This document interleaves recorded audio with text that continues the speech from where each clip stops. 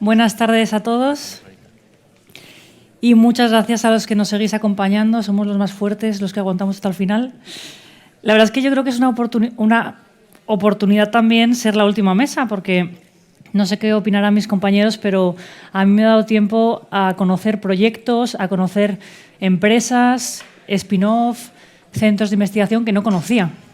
Como ha comentado nuestro presidente en la inauguración, es la tercera edición que Bet+I y la sanidad animal se incluye en esta conferencia de biomédicas, que para nosotros pues, es una oportunidad porque así podemos colaborar. Se ha hablado de colaborar con muchísimos apellidos a lo largo de todo el día, pero si no conoces no puedes colaborar. Es un poco la primera pata para poder impulsar la I+D y colaborar, ¿no? Entonces, para nosotros conocer nuevos proyectos, como por ejemplo el de Darwin, que me comentaba Cristina que también es One Health, pero proyectos como el de la tuberculosis, de IMI, bueno, pues es una oportunidad, ¿no?, para colaborar a lo mejor en un futuro.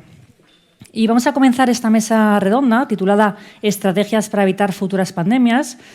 Y tengo la suerte de contar con expertos de reconocido prestigio en salud y sanidad animal en nuestro campo, con los que vamos a debatir sobre temas que ya han ido saliendo, sobre investigación, sobre inversión, colaboración, sobre claves y herramientas, aprendizajes del pasado para poder ver retos del futuro y muchas otras cosas.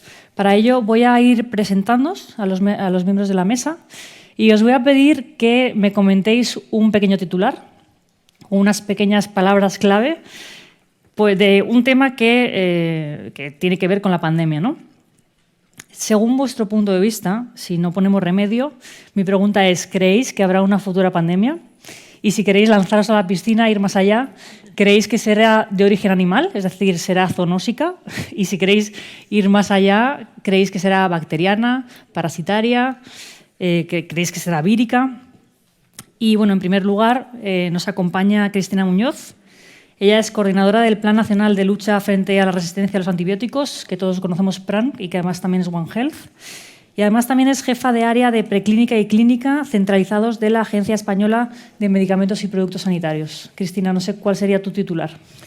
Bueno, pues mi titular, primero, buenas tardes y muchas gracias por invitarme aquí. Antes de darte mi titular, quiero agradecer tanto a Pilar como a Yolanda las palabras dirigidas a la agencia. Me siento muy orgullosa de trabajar en la Agencia del Medicamento y os reconozco que la gente de terapias avanzadas son gente impresionante. Trabajamos muy juntos porque tenemos terapias avanzadas en veterinaria también, como sabéis. Bueno, pues mi titular es que sí, claro que vamos a tener otra pandemia, no solo otras, sino otras, por supuesto. Y por supuesto que van a ser de origen animal, no lo dudes. Y por supuesto que nos va a volver a pillar, no lo dudes. No voy a atreverme a decirte si va a ser bacteriana, si va a ser vírica, porque no tengo todavía esa capacidad visionaria, ojalá, pero las va a ver, va a ser zoonósica, sin dudarlo, y veremos que vamos a tener muchos de los problemas que nos hemos encontrado ahora. Y a lo largo de esta jornada creo que saldrá un poco, porque he aprendido muchísimo de esta jornada, pero también he echado en falta palabras. Gracias, Cristina.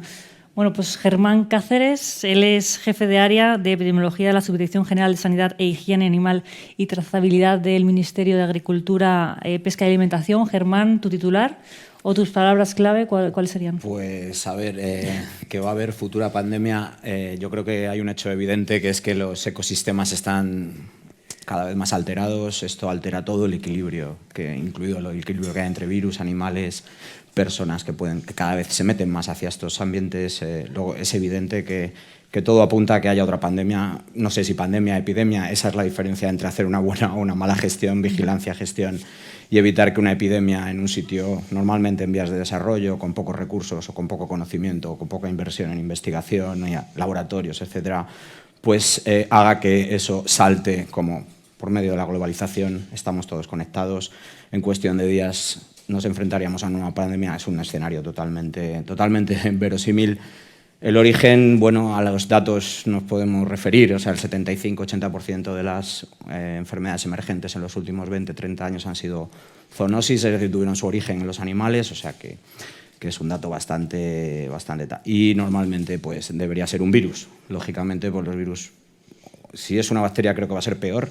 Que el otro día vi una película en la que era un hongo, ya me pareció el sumum, ¿no? Vamos a quedarnos con los virus y me quedo con el virus, sobre todo aquellos virus ARN y que están todos muy bien caracterizados y tal. Lo que pasa es que hace falta saber más sobre dónde están, cómo se mueven, cómo circulan, cómo interaccionan en estos medios, en estos lugares de interacción complejos.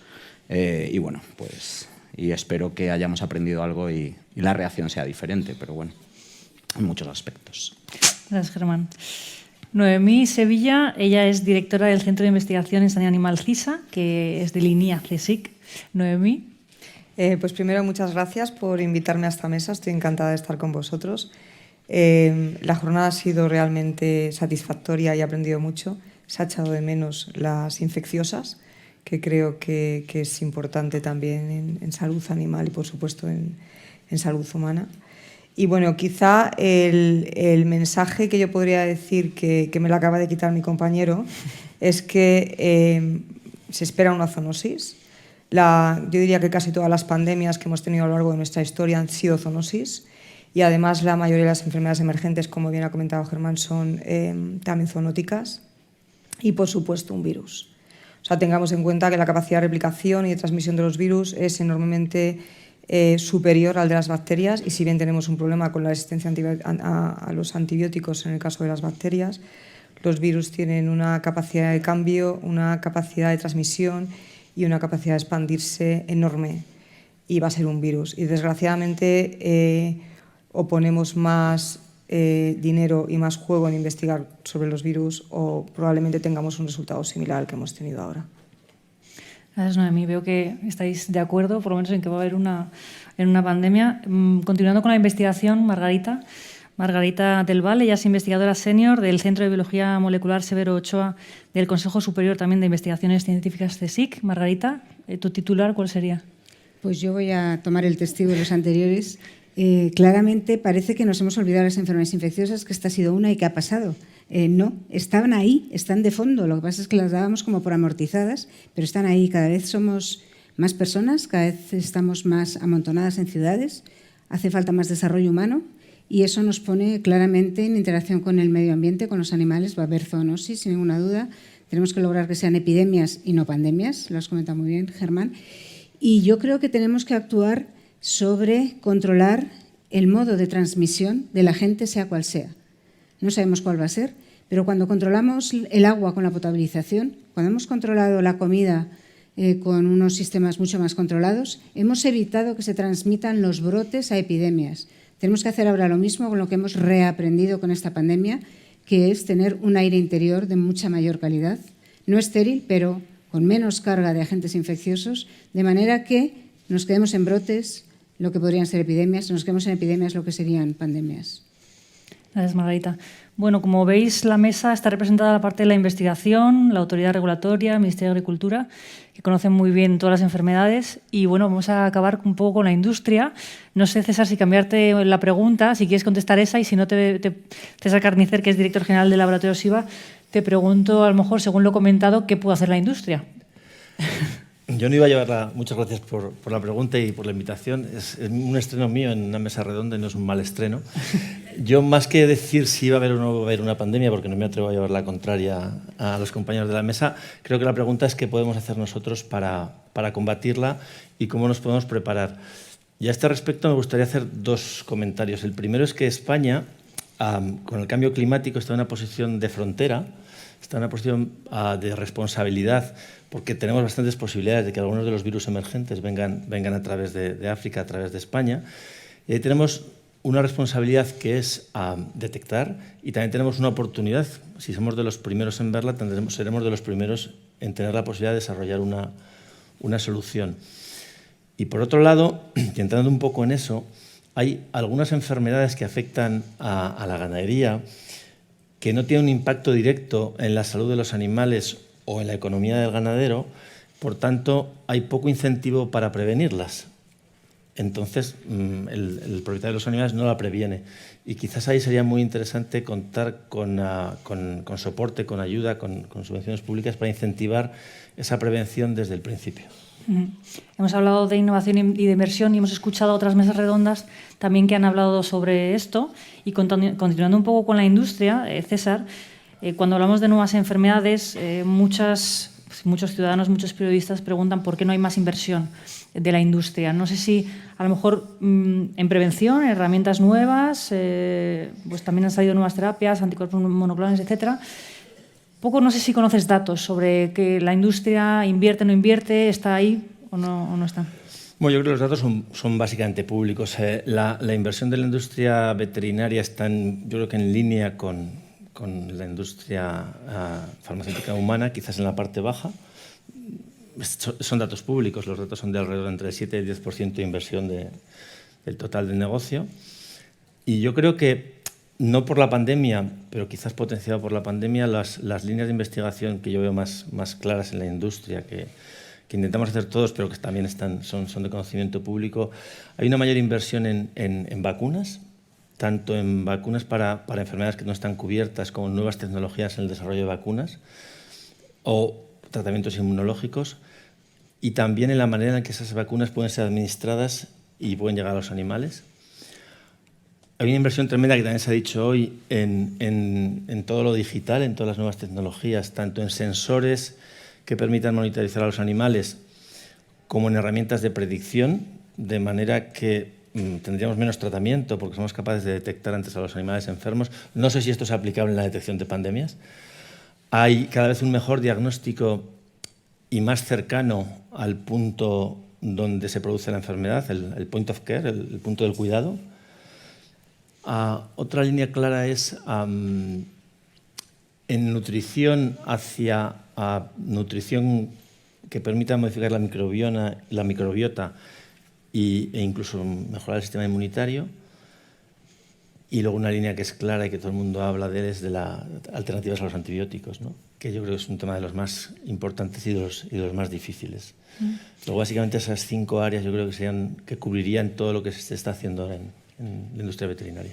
Sí, has comentado tema de innovación. Muchas veces pensamos en nuevas terapias ultra novedosas, pero muchas veces en nuestro campo es un medicamento para otra especie, porque hay que decir que en sanidad animal los registros son por especie animal específicamente, el ensayo clínico tiene que ser específico para ese tipo de producción, si luego va a ser un alimento, entonces también la inversión puede ir por ahí, ¿no?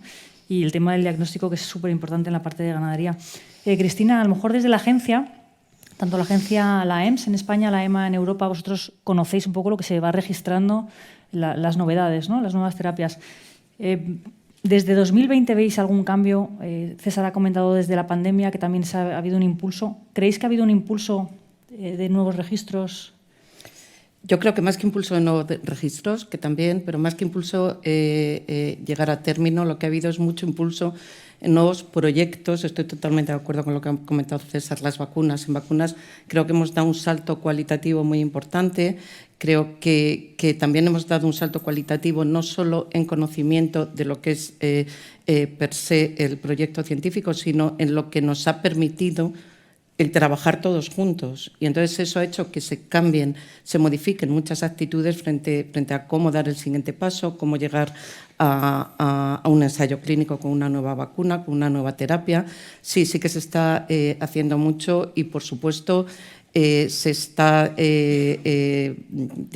ha dado un gran empujón a todo lo que es la alternativa a los antibióticos, volviendo la vista a veces a simplemente cosas que llevamos usando toda la vida y que de repente hemos visto que con una pequeña modificación, que con un conocimiento que tenemos ahora y no teníamos asociado a eso que siempre lo hemos usado en veterinaria, pues yo qué sé, como un ingrediente del pienso o como un complemento alimenticio, modificando nos permiten estas nuevas tecnologías y nos da una eficacia tremenda frente a la prevención, sobre todo, de enfermedades infecciosas o disminución de incidencia de enfermedades infecciosas. Entonces, sí, realmente lo he notado no solo en nuevos proyectos, sino en cambio de actitud a la hora de elaborar esos proyectos. Al final hay que ir adaptándose, ¿no? Claro. A las novedades. En este caso, Germán, nos tenemos que ir adaptando según las enfermedades que haya habiendo también, ¿no? Tenemos que estar preparados, pero eso también es importante. Hemos hablado de la COVID-19, de la pandemia, pero bueno, yo quería hablar un poco de la influenza aviar o de otra enfermedad que creas que es relevante y que a lo mejor se nos escape. Pero en el caso de la influenza aviar, me gustaría que nos comentaras qué le está pasando, si es importante para la salud humana, qué pasa con las aves silvestres, tenemos que tenerlas en cuenta. Pues la influenza aviar es un claro ejemplo de una posible futura pandemia. Creo que el virus de la influenza aviar es un virus complejo que tiene una gran posibilidad, una gran probabilidad de pegar el salto, en este caso la influenza aviar o el virus adaptado a los aves, el saltar a las personas por esta capacidad de recombinación o de recolocación o digámoslo, mutación. Entonces, ¿qué está pasando? Pues desde hace un año para acá, nosotros en 2022, aquí, en lo que se refiere a la producción avícola, tuvimos el mayor brote que hemos tenido en toda la historia de España, pero no solo en España, sino en toda la Unión Europea y a nivel mundial, porque por primera vez esta pandemia ha afectado a los 5 continentes. Esta cepa, la H5N1 en concreto, ha tenido una capacidad de difusión a nivel mundial que no tiene precedentes para una misma cepa. El tema de las aves silvestres sí, pero hay otros factores que pueden estar afectando, no sabemos, climatología, cambio climático, etcétera, ha hecho que haya cambiado el patrón que hasta ahora teníamos de riesgo, ¿no? Que era en invierno una cepa que circulaba en Europa y producía ciertos casos y se iba, volvía a otra. Esta cepa se ha mantenido y este año sigue presente. Es verdad que en domésticas ha caído en la Unión Europea, pero en silvestres ha sido presente durante todo, incluso el verano, que era una época de bajo riesgo a priori. Pero no solo esto, sino, bueno, todos sabéis sobre los casos que ha habido de ahora mismo las aves silvestres. Por ejemplo, ahora está siendo muy importante el tema del papel de las aves migratorias acuáticas o de las gaviotas y las grandes mortalidades que está habiendo en el Pacífico, en Chile y en Perú, de, no sé, 9.000, 10.000 leones marinos van fallecidos. ¿Qué repercusiones puede tener esto? Pues hasta ahora este virus, según la ECDC y según la EFSA, pues tiene un nivel de riesgo bajo para la población en general desde el punto de vista zoonótico y moderado para las personas que están en contacto, bien porque trabajan en explotaciones, bien porque trabajan con aves silvestres, pues tiene un riesgo moderado. No tenemos que olvidar que esto puede cambiar. Esto es un virus que cambia mucho y puede cambiar, por lo tanto, pues nosotros tratamos de adaptar esta vigilancia y las actuaciones de mitigación de riesgo a estas circunstancias, ¿no? Y por eso tenemos, pues, desde una guía de fauna silvestre, porque tenemos que concienciar a la sociedad es una parte muy importante en esto, de evitar el contacto con esas aves silvestres cuando se encuentran muertas en el medio o hacia los trabajadores. Tenemos un protocolo con el CCAES para prevenir, para concienciar y para, digamos, vigilar a los trabajadores que trabajan en explotaciones, sobre todo donde aparece la enfermedad, porque no debemos olvidar que los sistemas de vigilancia que ponemos en marcha los países aseguran que la enfermedad no está presente en nuestras explotaciones y en nuestros animales que van destinados al consumo humano, porque para eso hay unos sistemas de vigilancia que garantizan la detección de la enfermedad y sistemas de control que garantizan la erradicación tan pronto como sea posible. Entonces, por ejemplo, el sobrealarmar a la sociedad desde el punto de vista del consumo de carne, por ejemplo, en 2005 en Italia, por un brote de influenza aviar, cayó el consumo de carne de ave un 50%. Nosotros tenemos que mirar mucho eso también. El tema económico es algo que es diferente al tema asistencial o de paciente individual. Entonces, lo que está claro es que tenemos que saber comunicar con la sociedad todo esto de una forma que, por un lado, la sociedad se implique en esas medidas de prevención y de mitigación de riesgo, pero también sin generar y no es fácil, una sobrealarma, ¿no?, que pueda derivar en impactos negativos. Pero conozcan que existe vigilancia, que existe control de muchas enfermedades, no solo de la influenza. Muchas gracias, Germán.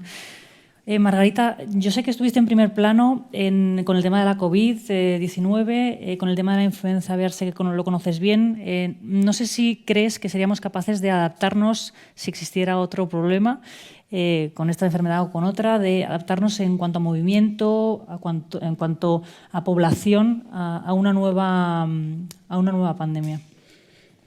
Hombre, yo creo que lo que habría que hacer sería no tener que llegar a ese extremo, es decir, lograr ralentizar la extensión de las enfermedades infecciosas por mejor vigilancia. Ahora hay mucha más vigilancia de las gripes, incluyendo la aviar, que es una de las amenazas que ha estado pendiente siempre, con mejor vigilancia especializada, es decir, que se sepa qué cepa está circulando, y la cepa que está circulando es la que era tan grave para las personas, 50% de mortalidad, pero que no se contagia entre personas, por lo tanto, todavía no hay ese riesgo de infección, ¿no? Bueno, pues esa vigilancia, ese conocimiento, es estar preparados, es hacer más vacunas, tener más vacunas frente a más agentes infecciosos que existen en la actualidad, pero que para los que no se ha llegado a desarrollar una vacuna, tener más vacunas, porque tener más vacunas nos va a enseñar a poderlas desarrollar frente a agentes nuevos.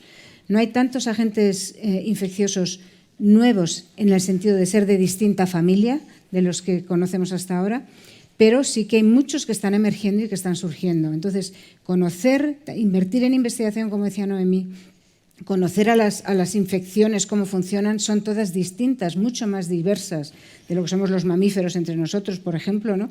Pues preparar vacunas frente a más de ellas no solo nos estará trayendo salud, sino que nos estará preparando para el futuro y no necesitaremos restringir de esa manera la movilidad. Claro. El conocer el modo de transmisión desde el primer momento sabrá que no tenemos que pasar por el tren de lavado los primeros meses, sino que tenemos que abrir las ventanas e instalar filtros y que todavía no lo estamos haciendo en nuestros 3 primeros años, ¿no?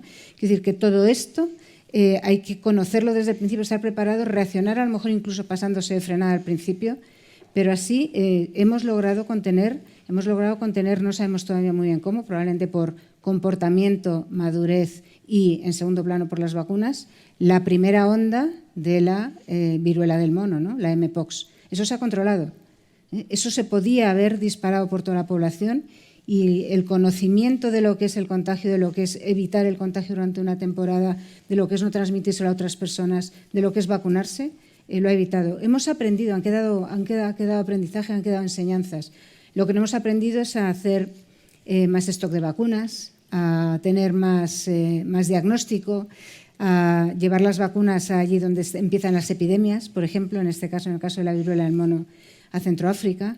Creo que no tenemos que llegar otra vez a restringir el movimiento, sino a hacer mucha más prevención. Es mucho más barato y mucho menos impacto sobre toda la sociedad. Gracias, Margarita. Me has recordado además también que uno de los trabajos de las plataformas tecnológicas al principio, cuando nacimos, cada una de nosotras, era hacer una agenda estratégica de investigación, en nuestro caso Sanidad Animal, para ver las recomendaciones y necesidades del sector, ¿no? Nosotros la hemos actualizado y, claro, cada plataforma es un mundo. La nuestra en Sanidad Animal es por especie animal y dentro de la especie la enfermedad. Y muchas veces pues ponemos, ¿es necesaria una nueva vacuna o es necesario un nuevo test diagnóstico, etcétera? Como digo, la hemos ido adaptando y, de hecho, la influenza aviar ha sido una de las últimas adiciones a una nueva vacuna en la agenda. A ver, y siguiendo con la investigación, Noemí, y hablando un poco de la pandemia, me gustaría preguntarle también, como directora del CISA, ¿crees que ha habido un mayor apoyo tras la pandemia por parte de las políticas de I+D? Es decir, ¿ha aumentado las instituciones de investigación? ¿Os apoyan más a partir de la pandemia? ¿Lo notas? Bueno, a ver, mi centro en particular ha sido favorecido por las instalaciones que tenemos. Nuestro centro tiene un nivel de contención biológico 3 y estamos construyendo uno de nivel de contención 4. Entonces, con los resultados que se obtuvieron de la pandemia, realmente se ha puesto mucho dinero en la mesa para actualizar nuestras instalaciones, para crear el P4 y para favorecer que otros investigadores viniesen a utilizar nuestras instalaciones. Esto ha sido un dinero que se ha puesto, que se ha obtenido principalmente en los fondos de recuperación y resiliencia y bueno, es una cosa puntual. En cuanto al dinero que se pone en investigación o que se haya visto reforzado por la situación pandémica, tenemos que recordar que en este país, desgraciadamente, la memoria de los políticos dura 4 años. Entonces, probablemente no se ha incrementado suficientemente el presupuesto de I+D para investigación, no se ha focalizado y tampoco se pretende que se focalice en enfermedades infecciosas. Sí se ha reforzado de alguna manera y se ha visto la necesidad de favorecer la investigación no solamente básica, sino aplicada, como comentaba Margarita, en desarrollos de nuevas vacunas. Sin embargo, creo que todavía hay que enunciar que no es suficiente, no solamente en nuestro área, sino en todas las áreas de investigación en España. Hace falta reforzar determinadas áreas de investigación, hace falta concienciar que la investigación es importante en muchos frentes, en hacer el surveillance, ¿Vigilancia? Vigilancia, me sale en castellano, perdonad. Vigilancia, ensayos epidemiológicos y, por supuesto, investigación básica. Entonces, creo que algo nos ha favorecido la situación que hemos tenido, pero hubiese sido deseable. Y, como digo, vamos, esto el año que viene se ha acabado. Cambia el gobierno y ya probablemente se haya acabado estas políticas, porque desgraciadamente funcionamos así. Entonces siempre es muy importante otras áreas, pero la investigación se queda atrás. Ahora se ha visto lo imprescindible que ha sido el conocimiento que teníamos aprendido básicamente para poder desarrollar las vacunas frente a COVID, pero bueno, esto probablemente se acabe, desgraciadamente. ¿Y quieres destacar algún proyecto en el que trabajéis que creas que pueda evitar una futura pandemia o que sea algún proyecto pues, de interés a lo mejor zoonósico? O sea, nosotros en el centro trabajamos en 3 líneas, principalmente en 4: epidemiología, vigilancia, investigación básica y desarrollo de vacunas. Entonces, sí es verdad que por las características de nuestro centro trabajamos con enfermedades zoonóticas, principalmente, por ejemplo, flavivirus, como puede ser el virus del nido occidental, que está suponiendo un problema cada vez más acuciante en la península, sobre todo en la parte de Andalucía y Extremadura. Estamos trabajando con virus altamente zoonóticos como Crimea-Congo, que también está siendo un problema transmitido por garrapatas. Está comenzando a ser un problema. Estamos trabajando con virus como el virus del Valle del Rift, que aunque está en África y estamos muy cerca de ellos, se transmite por mosquitos y, como sabéis, los mosquitos cada vez están viniendo más cerca de nosotros. Entonces estamos haciendo hincapié en aquellas enfermedades víricas que realmente puedan ser o sean actualmente o puedan ser un desafío para España. Y es uno de los principales objetivos de nuestro centro de investigación. Y, por supuesto, estos desafíos son las zoonóticas. Claro. Y me gustaría preguntaros, porque ambas trabajáis en el CSIC, aunque cada una en su centro, y que seguís investigando, o sea, no solo lideráis equipos y coordináis, sino también investigáis. Me gustaría preguntar primero si entre los grupos del CSIC os comunicáis, por ejemplo, en la plataforma a lo mejor de salud global, si nos puede explicar qué es, o las conexiones del CSIC.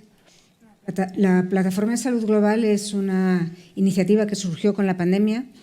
Es muy novedosa y además ha resultado ser de una magnitud importante y ha surgido precisamente para lo que preguntas, para colaborar entre todos los centros de distintas disciplinas.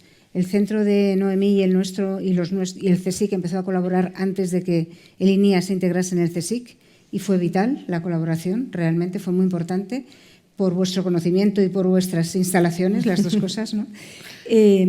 Y lo que hemos hecho, sobre todo en la plataforma Salud Global, ha sido fomentar la colaboración entre investigadores de muy distintas disciplinas, porque las visiones de un problema tan complejo como es la pandemia no son muy importantes, son vitales para que se pueda enfrentar con un poco de éxito ese problema, ¿no? Y además no solo ha sido colaboración entre nosotros, sino que lo que hemos intentado mucho desde la plataforma de Salud Global, que ahora somos 144 grupos de investigación, desde ciencias humanas hasta matemáticas, desde los más tecnológicos a los más biológicos, ¿no? Lo que hemos buscado mucho es orientarnos hacia la sociedad. Aplicar, como decía antes también Noemí, todos los conocimientos que hemos ido atesorando y generando durante nuestra trayectoria, pues aplicarlos a una emergencia como la que está saliendo o como emergencias futuras para encontrar soluciones, ¿no?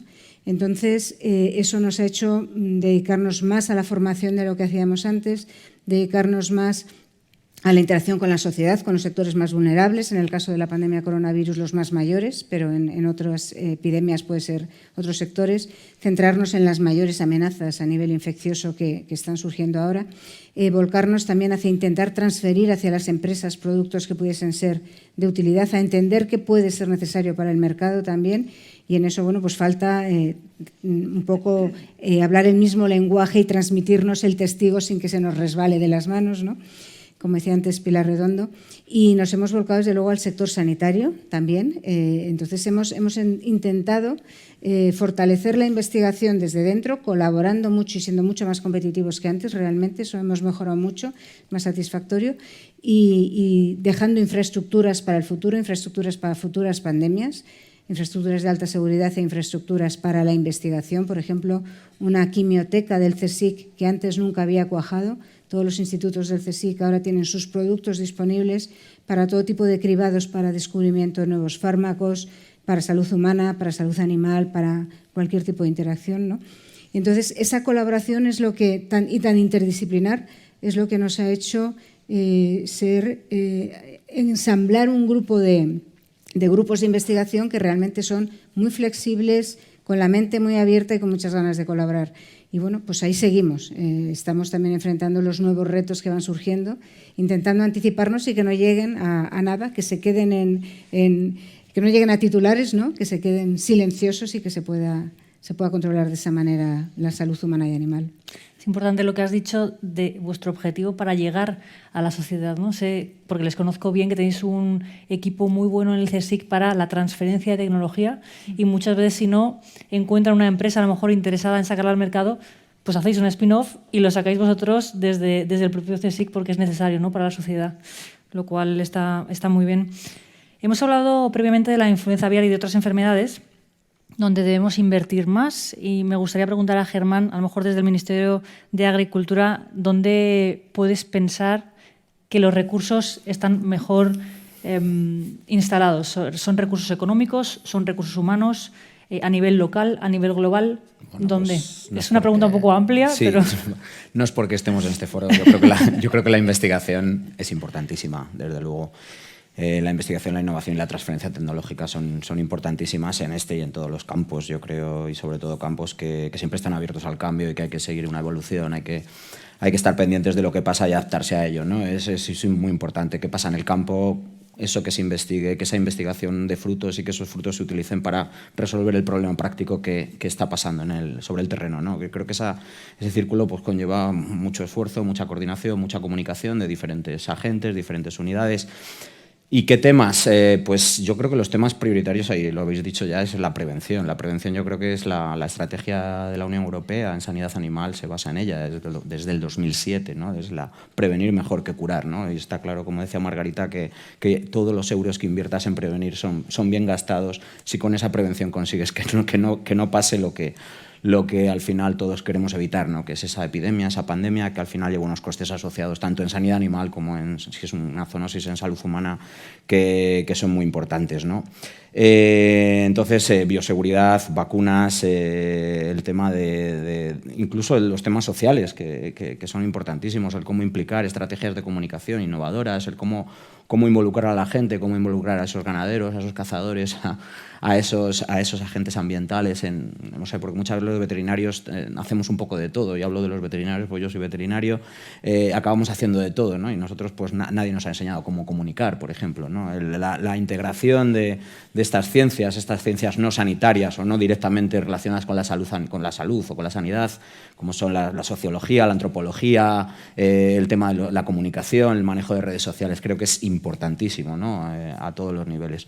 Por lo tanto, investigación, innovación y transferencia y prevención creo que son las dos temas que yo de verdad y siempre hay, desde luego, somos un país que dentro de la media, yo no sé mucho de esto, pero creo que no invertimos mucho más que otros países en investigación, por lo tanto creo que siempre hay espacio para mejorar en esto, ¿no? Y desde luego la Subdirección General hace lo que puede dentro de nuestras posibilidades, y hablando de nuestro presupuesto, tratamos de contribuir y colaborar con el CISA, llevamos varios proyectos con CRESA, con IREC, en diferentes temas relacionados con todo esto que estamos hablando, ¿no? Por ejemplo, con el CISA llevamos un proyecto muy interesante, que es un modelo que además está despertando mucho interés y que se ha llevado incluso premios, que es un modelo de análisis de riesgo, de evaluación de riesgo de la entrada de la enfermedad en fauna a través de las aves silvestres, en caso de influenza aviar y difusión.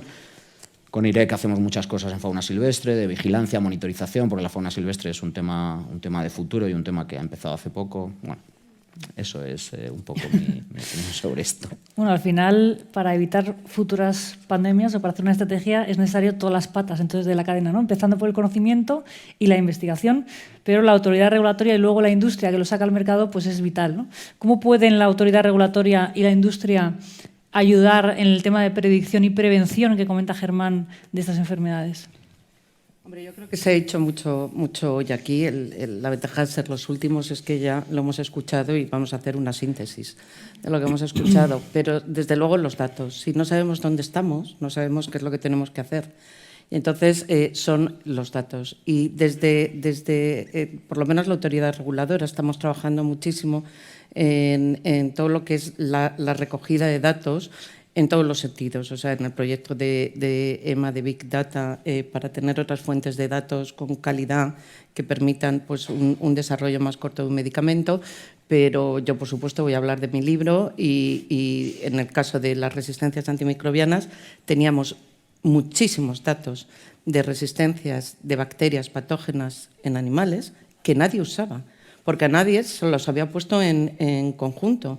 Al ponerlos todos juntos nos ha permitido, primero, conocer el perfil de esas resistencias en nuestros animales, en nuestras granjas, poder prevenir con antelación si vemos una alerta que sea de forma temprana, pero además nos permite hacer un estudio One Health. Los estamos cruzando con todos los que tenemos de humana y con todos los que tenemos ya de medio ambiente, porque te dan muchísima información. Entonces, estamos en el siglo XXI, hoy ha quedado aquí patente la evolución tecnológica que tenemos y sobre todo la cantidad de datos que hay y cómo ya los podemos usar, y eso me parece fundamental, y que por lo menos la Agencia Española del Medicamento hemos desarrollado toda una serie de bases de datos y desde nuestra perspectiva One Health, por ejemplo, en el Plan Nacional Resistencia a Antibióticos, tenemos un analista de datos, tenemos una chica que es ingeniera y que bueno,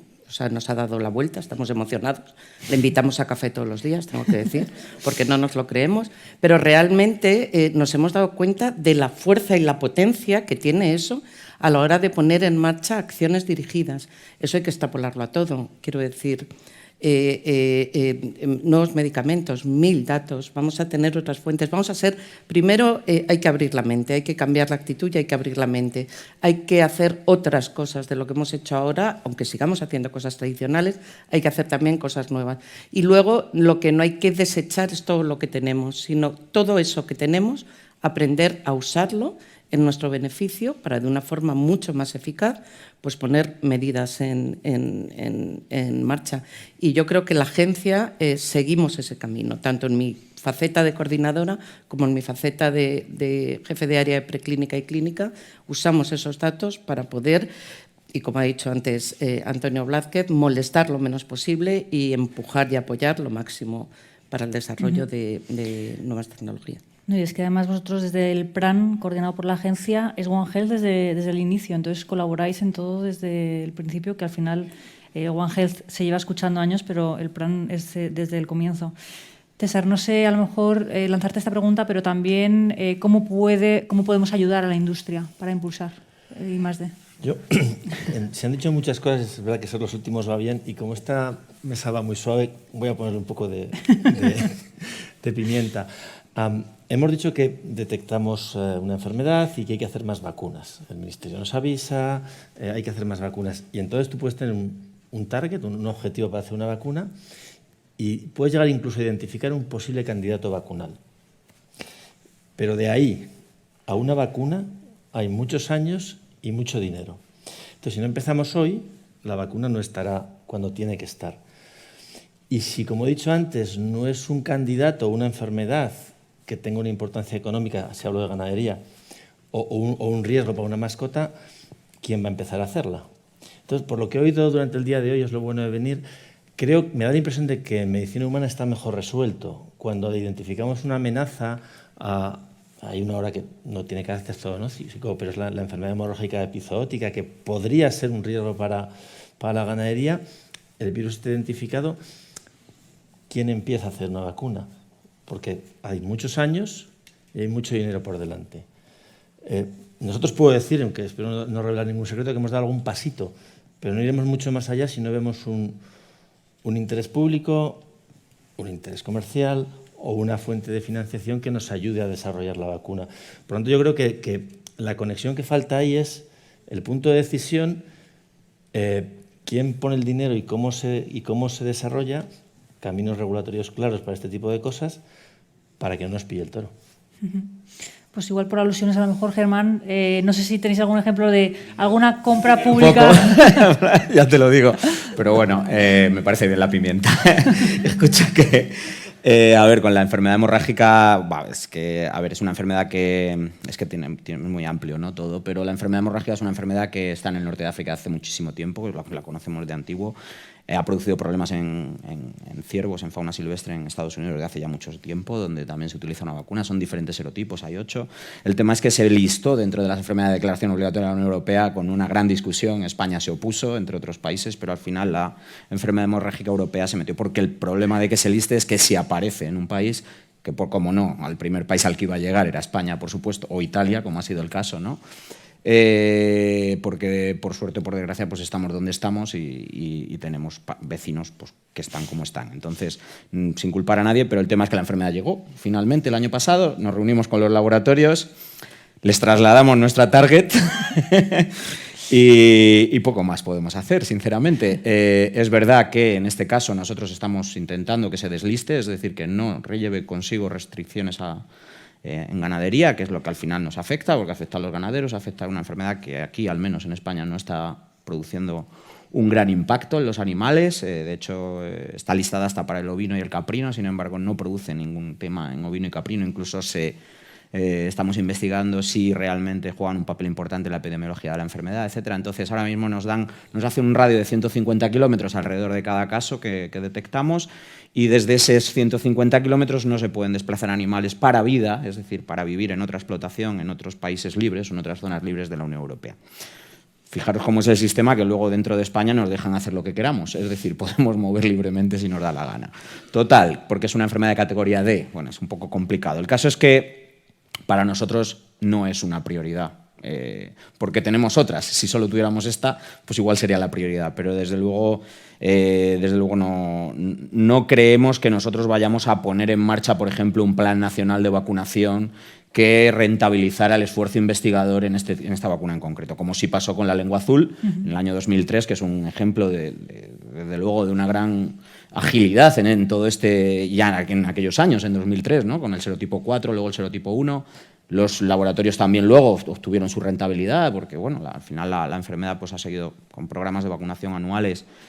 Pero la enfermedad hemorrágica es un entorno diferente, es una realidad diferente y desde luego no te sé dar una respuesta. Tenía como ejemplo no de esta enfermedad concreta, sino de lo que se puede llegar a hacer en el caso de una sospecha. ¿Cómo se arranca la maquinaria, ¿no? Porque hay que arrancarla pronto y con recursos para ser eficaces. Claro, pero en el caso de la lengua azul se veía, lo que te quiero decir, que se veía un horizonte cercano y rentable, ¿no? Para que yo entiendo que al final las empresas buscan rentabilidad, lógicamente. Y la administración también veía una enfermedad que pegaba mucho en cuanto a impacto en clínica, en repercusiones comerciales. Es una enfermedad que estaba listada en categoría A, es decir, se consideraba de las más graves, de las notificables. Es decir, había que someterla a un programa de erradicación obligatorio inmediato, que ahora la han pasado a categoría C. Por ejemplo, ahora ya no, la lengua azul ya no es de declaración obligatoria inmediata, ¿no? Lo que quiero decir es que toda esta legislación y toda esta regulación de las enfermedades al final nos imponen unas prioridades a la hora de... Para nosotros ahora mismo mucho más importante la enfermedad del Valle del Rift o Crimea Congo no tanto, porque en los animales no produce un daño, pero sí la enfermedad del Valle del Rift o West Nile o incluso enfermedades como la peste porcina africana, la fiebre aftosa, enfermedades todas que están a nuestro alrededor y que podrían llegar en cualquier momento y que son realmente prioridades para nosotros, sin menospreciar la enfermedad hemorrágica. Desde luego, yo creo que el 2003 y la lengua azul fue un buen ejemplo y seguro que hay más. Y, estoy de acuerdo en que en medicina humana creo que está más ágil la cosa, pero bueno, el COVID también ha dejado ciertos agujeros ahí, ¿no? En cuanto al desarrollo de la vacuna rápido, una vacuna efectiva, ensayos clínicos, etcétera, aunque es más complicado, por supuesto, pero al final los ensayos clínicos en animales son también muy, muy costosos y hace falta, pues eso, animalarios, etcétera. Total, que bueno, ahí estamos, pero sí, intentamos siempre coordinarnos al menos y comunicarnos muy rápidamente con vosotros en cuanto que hay un nuevo target, y eso desde luego sí que lo hacemos. Dinero poco. Si me dejáis añadir algo más en esto, nosotros sí estamos trabajando con una vacuna para la enfermedad hemorrágica. Nos adelantamos a lo que propone Agricultura. No, vamos a ver, es un virus similar a la lengua azul en cuanto a la misma familia. Y es verdad que en cuanto hay una emergencia a nivel no solamente nacional, sino a nivel internacional, nosotros sí trabajamos en la preparación de vacunas y ya tenemos una vacuna frente a esta enfermedad. O sea, estamos trabajando en ello. Entonces, bueno, esto era simplemente un aporte, aunque estoy completamente de acuerdo con lo que ha dicho Germán, son prioridades distintas y nosotros pues vamos un poquito más allá para que en cuanto salte aquí la enfermedad de manera masiva, que espero que no llegue, nos llamen. Bueno, habéis hablado de enfermedades que son zoonosis que mucha gente conocerá, pero otras que son enfermedades que afectan a la ganadería, que también son muy importantes para nuestro sector y para los alimentos, ¿no?, que consumimos todos. César ha comentado también el tema de la autoridad regulatoria y la flexibilidad, muchas veces para especies menores, también se flexibilizan los registros. No sé, Cristina, si quieres decir algo. Si no, también te iba a comentar, a preguntar si interaccionáis o conocéis si a nivel europeo, a nivel español, innovaciones de humana pasan a veterinaria al revés, o sea, si hay interacción y conexión, porque muchas de las herramientas a lo mejor ya están para un serotipo o un virus que afecte a ambos. Sí, la verdad es que hay muchos grupos de colaboración de humana y veterinaria. Muchos de los proyectos de humana terminan en veterinaria. Tengo que decir que para gran sorpresa de estos humanos, que llegan y dicen, te traigo un dossier completo, lo tengo todo, y cuando lo miras dices, solo has llegado a ratones. Te quedan 5 especies y 28 estudios en cada especie. ¿Qué me estás diciendo? Pero realmente hay muchos proyectos y trabajamos con ellos. Luego, a nivel de tanto de la EMA, donde tenemos un grupo de terapias avanzadas, donde hay representantes tanto de la parte de humana como de veterinaria, como la plataforma de la Task Force de desarrollo, donde también siempre son grupos de humana y de veterinaria.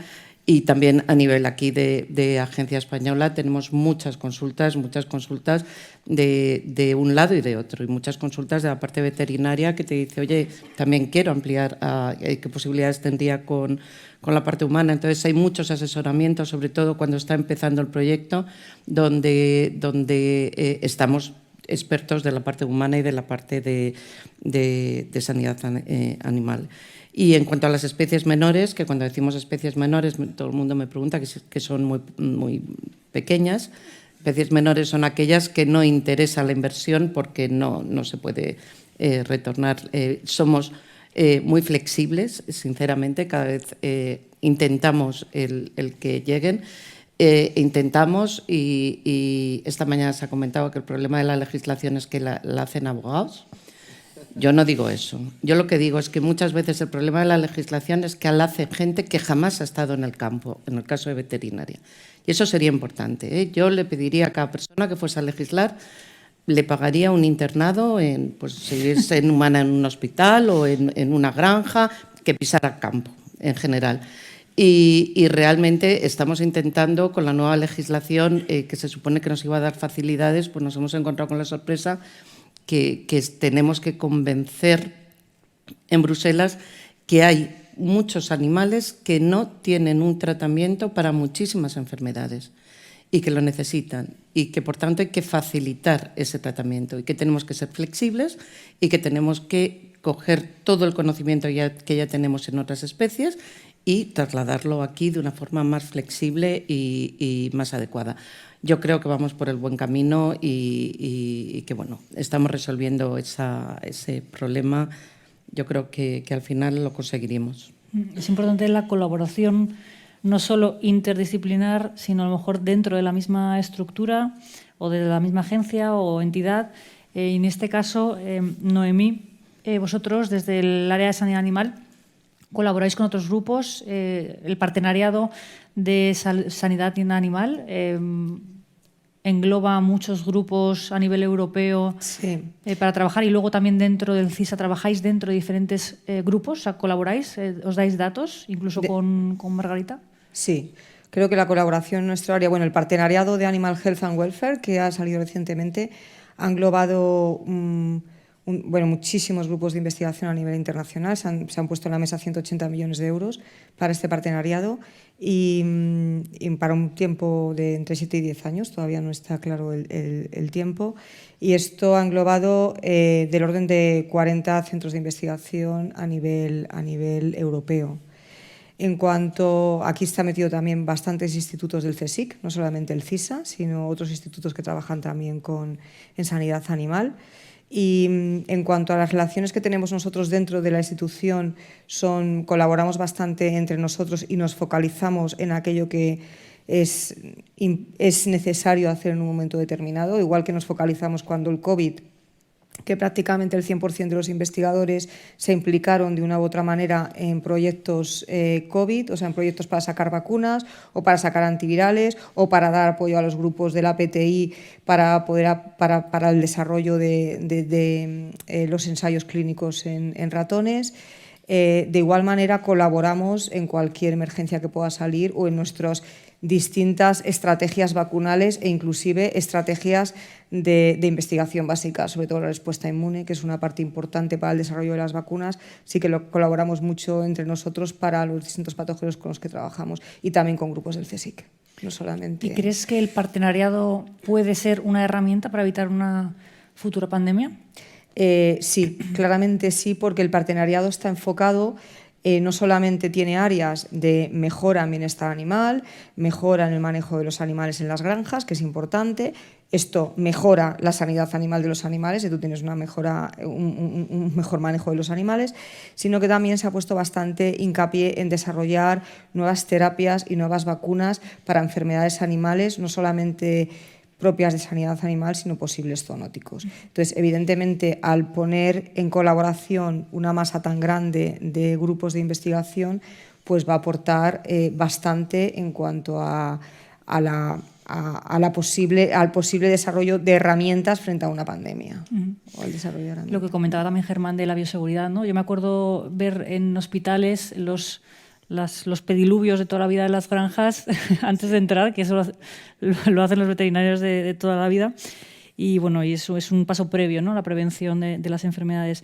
Germán, a lo mejor vosotros desde el Ministerio colaboráis porque tenéis muchos programas nacionales de erradicación de enfermedades, los PENEAS, pero a nivel europeo, a nivel mundial, ¿os comunicáis entre vosotros para ver cuál es la prioridad? Sí, claro, es una gran parte de la actividad del Ministerio y de la subdirección en la que estoy, pues es eso, una de las responsabilidades del Ministerio es esta, ¿no? La de coordinar un poco, comunicar, servir de vehículo entre el plano internacional y, en este caso, los servicios veterinarios oficiales de las comunidades autónomas, que son los que son autoridad competente y son las que ponen sobre el terreno la respuesta o los programas o los planes de sanitarios, ¿no? Entonces, aquí pues participamos en muchos foros, ¿no? Con la Organización Mundial de Sanidad Animal, que es la organización por excelencia nuestra, ¿no? Pero bueno, ahora con el tema de One Health, que ha vuelto otra vez es un concepto muy antiguo, pero que ahora parece que está cogiendo fuelle con el COVID y a ver si sigue. Pues bueno, el tripartito, ¿no? O sea, participamos mucho en tema de zoonosis, One Health con el ECDC, a nivel internacional, con EFSA, por supuesto, y con proyectos. Ahora mismo hay una gran, muy importante, hay un montón de dinero que está yendo hacia iniciativas One Health, hacia iniciativas de vigilancia. Por ejemplo, España, pues hemos participado, estamos con el CKS aplicando para una gran en relación a las enfermedades vectoriales que en España, por el tema de la posición que ocupamos, la latitud, etcétera, para nosotros es súper importante y donde tenemos mucho que hacer en cuanto a vigilancia no solo de la enfermedad, sino también de los propios vectores y conocer un poco, pues eso, cuántos tenemos, su dinámica a lo largo del año, etcétera.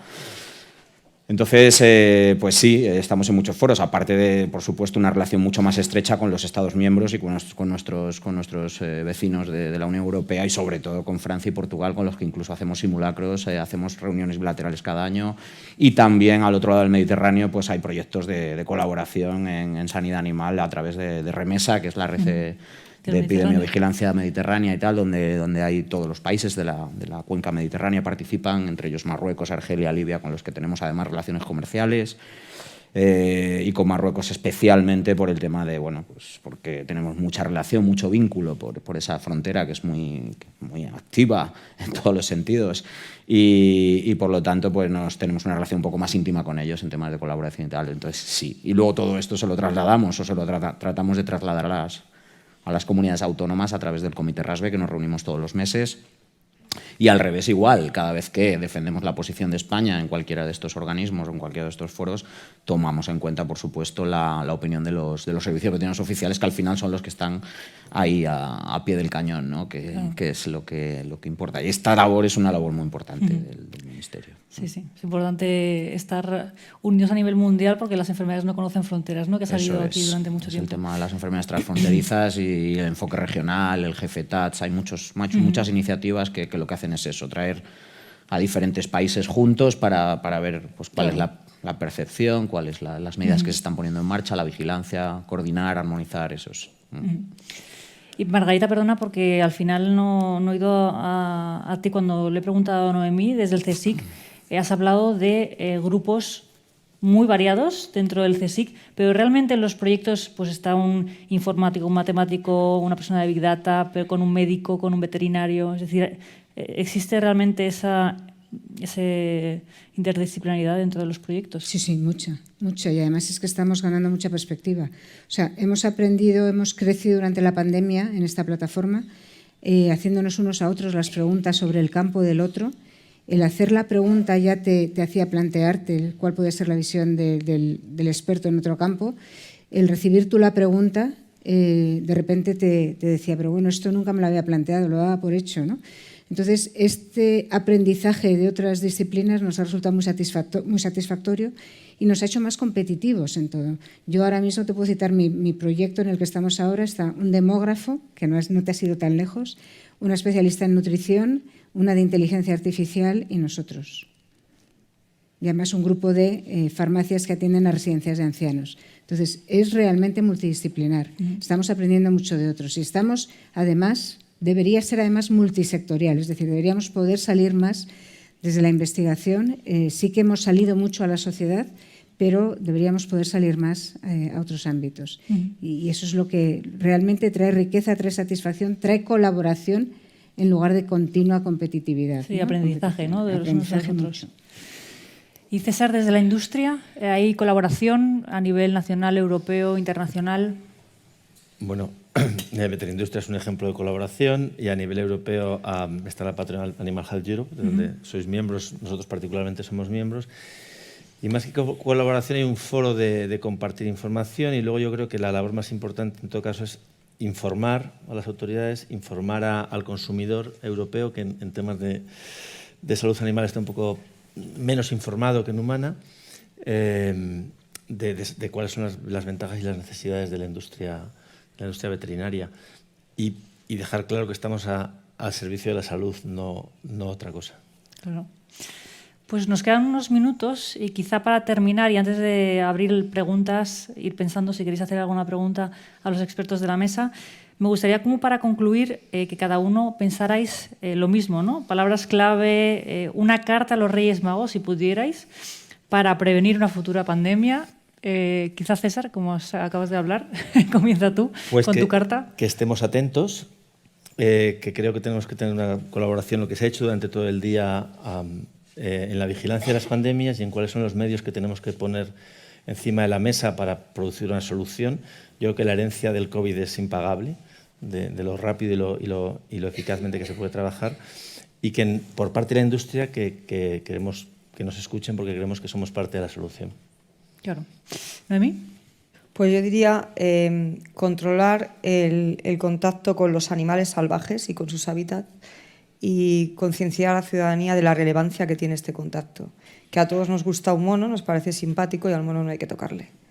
Entonces, esto creo que pasa por concienciar a la ciudadanía que parte de lo que ha pasado en esta pandemia ha sido debido a eso. Entonces, mantenernos alejados de los hábitats salvajes. No hemos hablado de esa parte de concienciar y de comunicar que yo creo que esto es relevante. Todo esto que hemos discutido aquí pasa en parte por una gran labor en esto y creo que es necesario. Cristina. Bueno, pues yo, como he dicho, conocimiento. Creo que es fundamental saber dónde estamos en cada momento, porque si no, no sabemos qué herramientas tenemos que usar y qué tenemos que prevenir. Colaboración. Me gustaría que todo el mundo ya sabe que es One Health. Ahora me gustaría que lo practicásemos, de verdad. Estoy harta de ir a reuniones de One Health donde solo hay médicos o solo hay veterinarios o solo... No, vamos a practicar el One Health porque no por nada. Es que, como acaba de decir Margarita, es que aprendemos muchos de otros y nos facilita mucho las cosas. Y luego, por supuestísimo, me parece que nos queda una gran labor en comunicación y formación del público en general para que sean conscientes de que son una parte muy importante en la solución de todos estos problemas. Quizá la siguiente mesa sería comunicación. Sí. En esta conferencia, Germán.